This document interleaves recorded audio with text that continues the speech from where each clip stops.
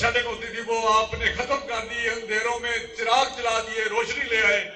وہاں میاں نواز شریف صاحب نے پاکستان سے دہشت گردی بھی اس دور میں ختم کی، لیکن جب سازش ہوئی تو پاکستان جو ایک خوشحال اور ترقی کرتا ہوا پاکستان تھا اس کو تباہ و برباد کر کے رکھ دیا۔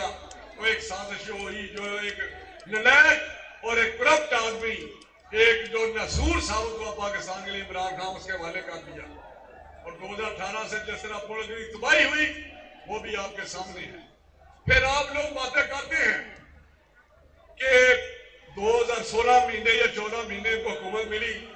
میں آپ کو یہ کہنا بتانا چاہتا ہوں، اشفاق صاحب آپ سے زیادہ کون جانتا ہے، اگر آپ محنت کر کے اس پاکستان کو اس خطرے کے نشان سے، خطرے کے مقام سے باہر نہ نکالتے، میرا مراد ہے کہ آپ دیوالیہ پر سے نہ بچاتے، تو خدا نخواستہ آج یہ لوگ ایک ایک وقت کی روٹی کو ترس رہے ہوتے، یہاں پیٹرول نہ مل رہا ہوتا، یہاں بچے ہمارے اسکول نہ جا رہے ہوتے، ان کو دوائیاں پہلی جو بہت ناپید ہے وہ بھی نہ مل رہی ہوتی، لیکن اللہ تعالیٰ کے فضل سے آپ نے وہ کارنامہ کر کے دکھا دیا جو کبھی نہیں ہوا۔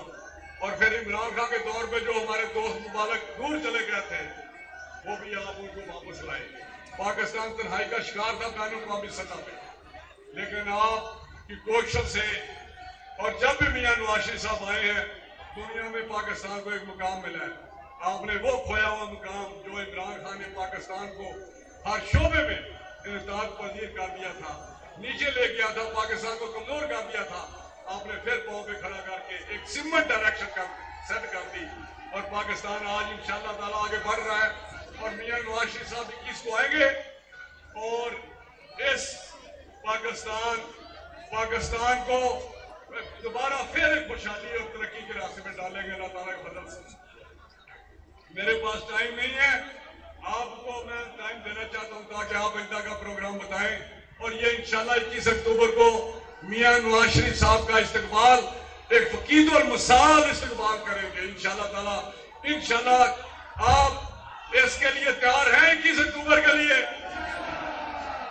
بہت مہربانی، بہت شکریہ، بہت مہربانی۔